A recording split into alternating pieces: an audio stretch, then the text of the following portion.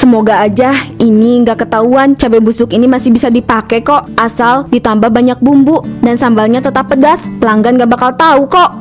Cara membuat cimol bojot maknyus ala Bu Ilah. Langkah pertama, kita bikin dulu chili oilnya. Pertama, kita blender cabai busuk ini. Tapi jangan terlalu halus ya, biar masih ada teksturnya. Setelah itu, kita panaskan minyak secukupnya. Kalau udah panas, baru deh masukin cabai yang udah dihaluskan.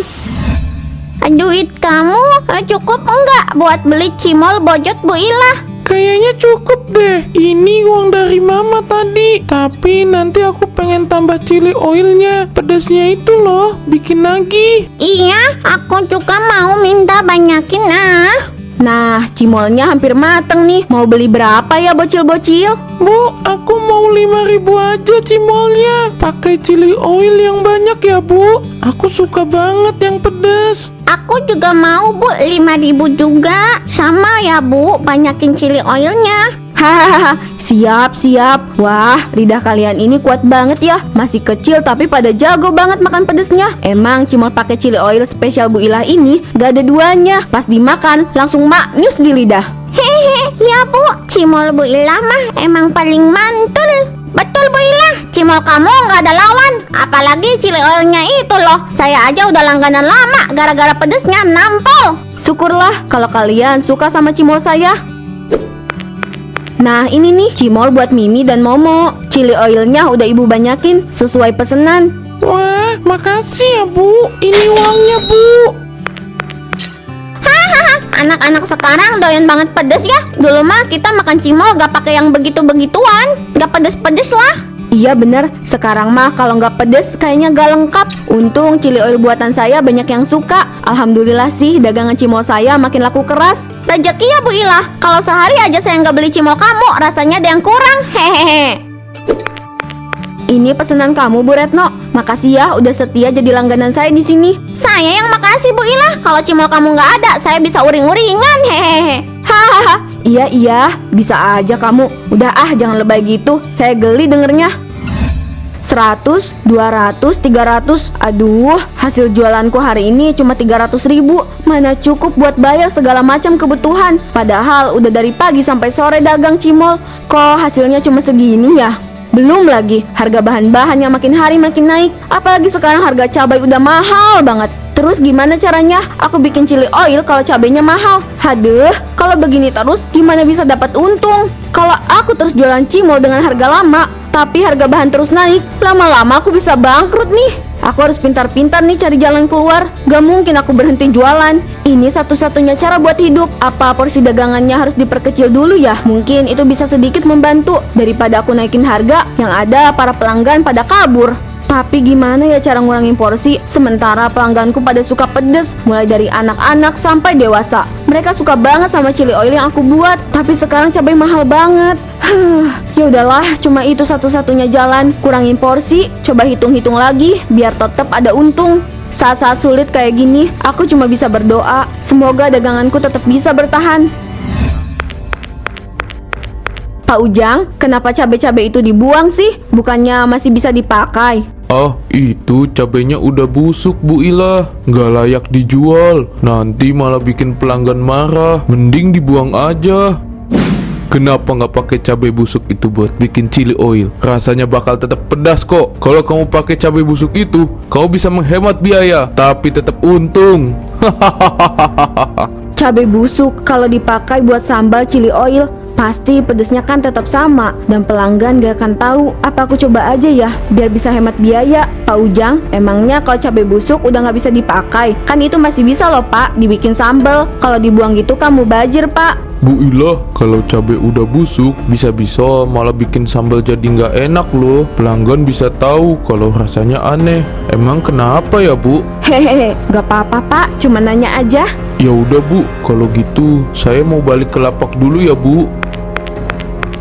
Udahlah, nggak ada yang tahu. Lagian, kalau ini berhasil, bisa hemat modal dan bisnis kamu bakal terus berjalan. Hahaha. Cuma sekali aja. Siapa yang bakal curiga? Hahaha. Ya udah, apa salahnya kita coba sekali ini aja. Kalau nggak ada yang tahu, nanti bisa kita terusin. Hahaha. Bagus, bagus Bu Ila. Cobalah dan nanti kamu akan lihat hasilnya. Hahaha.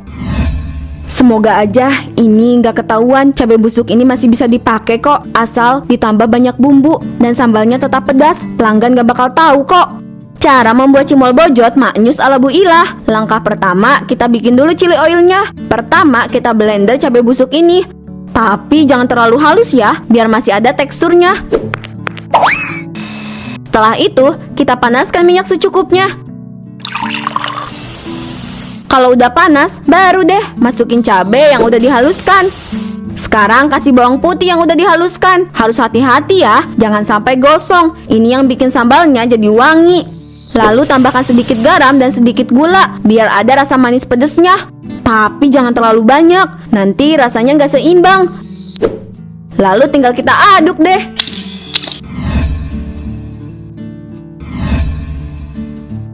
Nah, ini baru chili oil yang enak, pedesnya bakal nampol. Sekarang tinggal dicampur ke dalam cimol yang udah digoreng. Cimol bojot maknyus udah jadi. Semoga aja sambal ini bisa bikin orang ketagihan. Dan semoga nggak ada yang curiga. Aku yakin semua pelangganku pasti suka. Bu Ila, beli cimol bojot yang pedes ya. Kayak biasa, chili oilnya jangan pelit ya. Siap Pak Mamat. Ini sambal chili oilnya bikin melek loh. Saya udah banyakin chili oilnya khusus buat Pak Mamat. Terima kasih Bu Ila. Besok saya beli lagi ya. Siap Pak Mamat, ditunggu ya.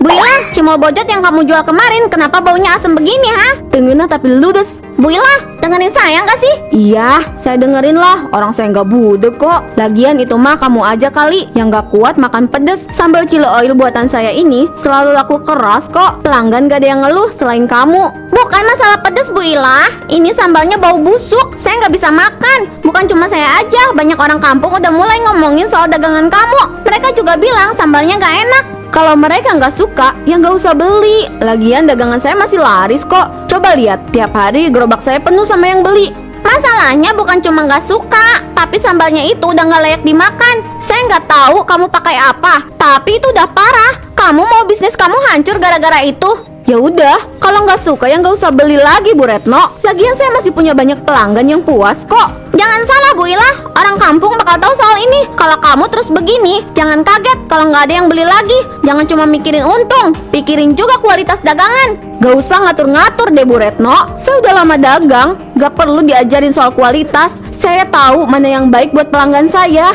Baiklah, kalau kamu gak mau dengerin saran saya, lagian saya juga kasih tahu aja. Hati-hati aja ya Bu Ila, cepat atau lambat orang pasti tahu mana yang bagus dan mana yang enggak.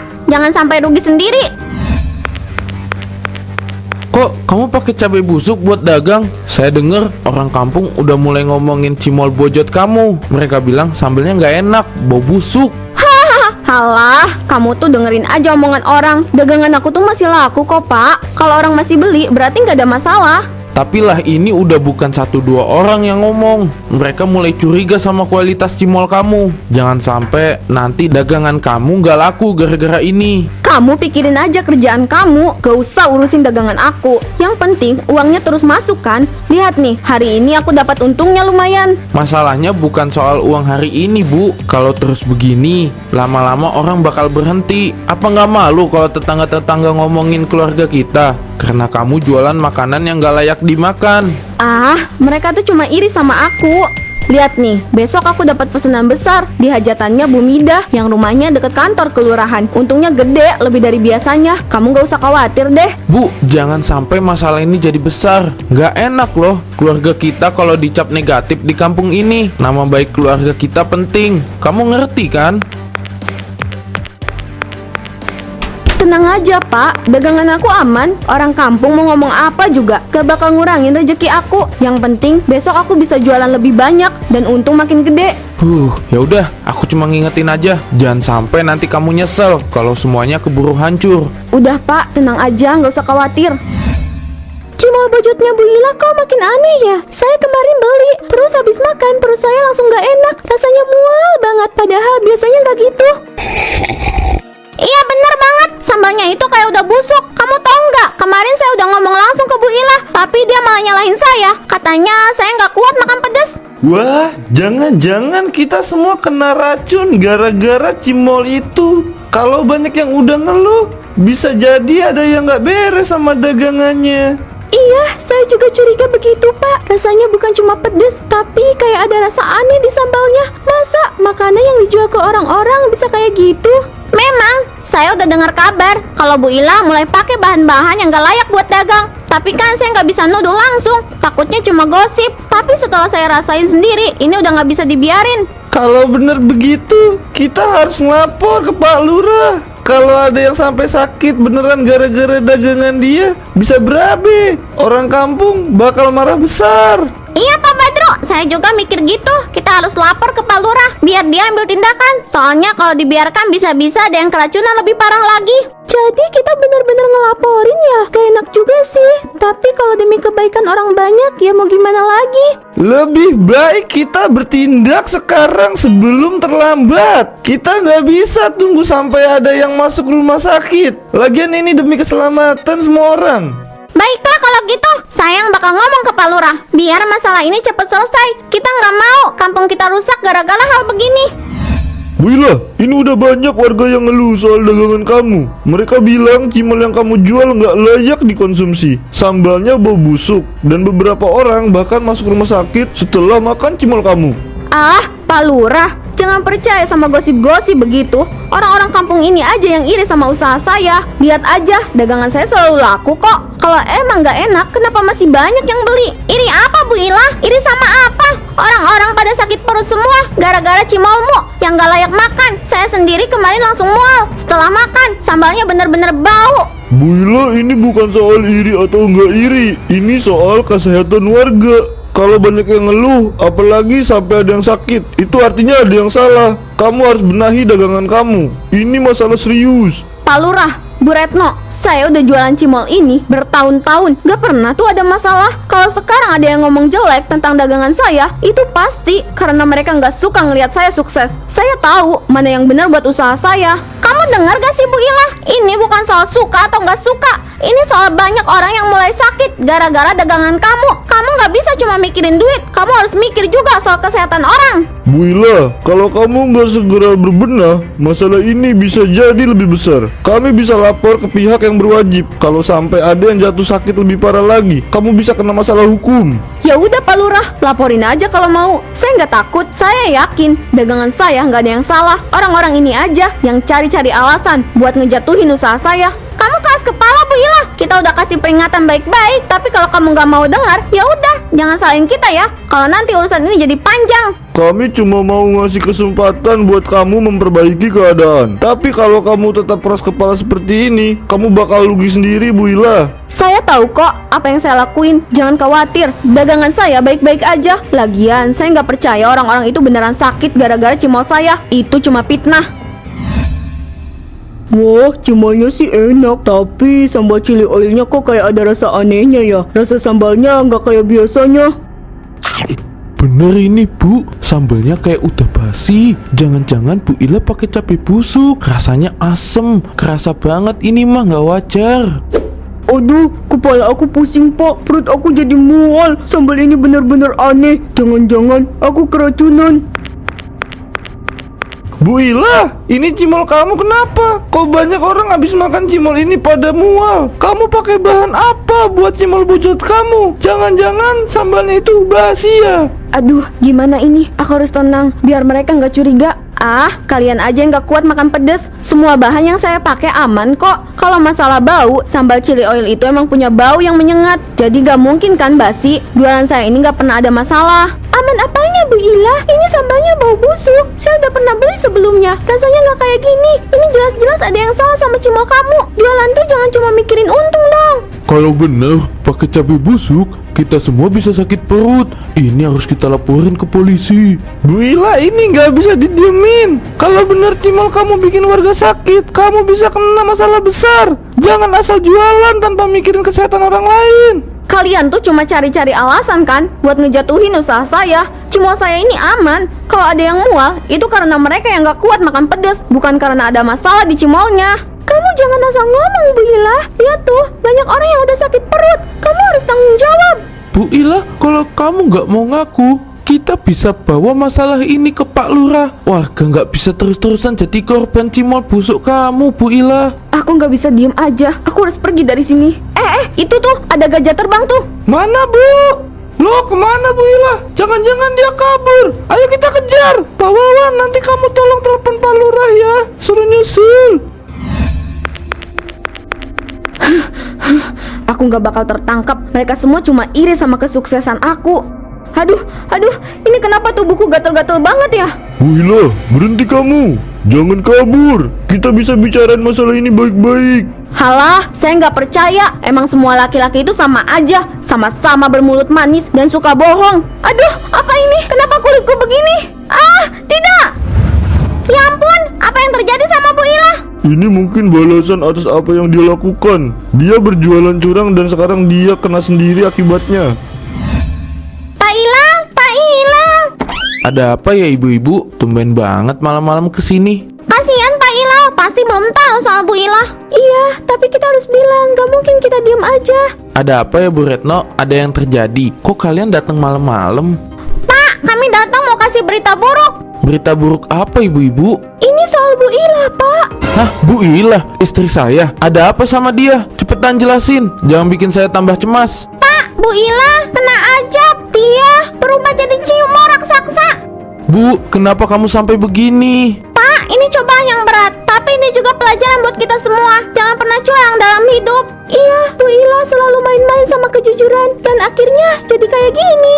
Tapi kenapa harus seperti ini? Gimana caranya dia bisa kembali normal? Pak Ila, kita nggak bisa melawan takdir. Bu Ila harus hadapin ajab ini sendiri. Kita cuma bisa mendoakan yang terbaik.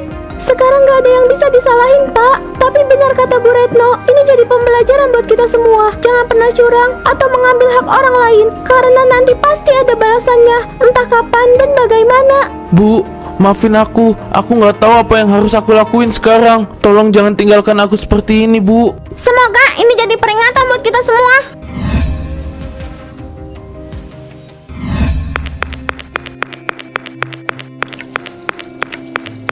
Bu, maafin aku nggak bisa nahan rasa sakit ini. Semua ini terlalu berat untuk aku hadapi. Aku nggak bisa apa-apa lagi, Bu.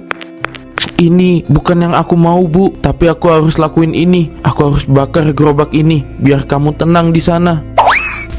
Aku tahu kamu nggak sempurna, Bu, tapi aku juga nggak bisa terus hidup dalam bayang-bayang masa lalu kita. Semua ini harus berakhir di sini. Aku harap kamu bisa tenang di sana. Maafkan aku kalau selama ini aku nggak bisa jadi suami yang baik buat kamu. Selamat tinggal, Bu. Semoga ini benar-benar jadi akhir dari semua kesedihan ini.